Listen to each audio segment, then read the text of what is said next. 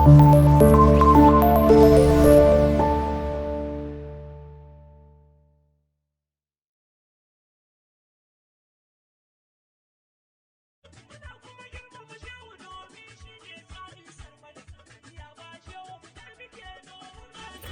alaikum warahmatullahi wabarakatuh. Fassarar mafarki da Allah subhanahu wa ta'ala.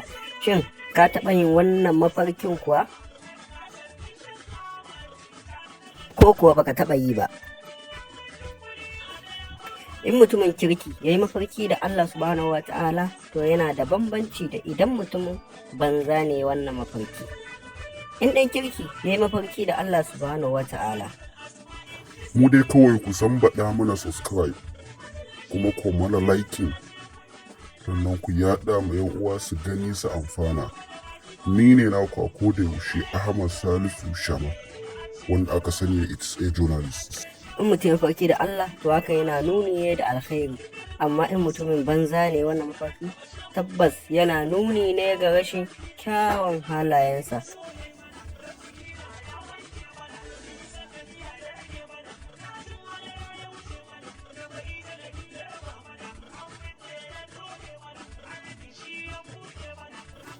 Amma wasu waliyai sun tabbatar da cewa yin mafarki da Allah subhanahu wa ta'ala, mafarki da Allah mu kawai mummunar abu ne.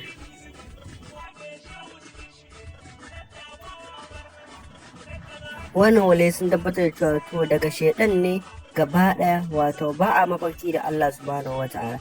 Daga mutumin kirki ko na banza, Allah ne mafi sani.